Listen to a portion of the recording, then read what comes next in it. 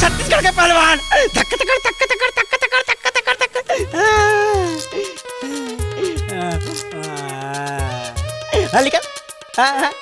निकल निकल निकल, चल चल चल चल, धक धक धक धक धक धक धक धक धक धक धक।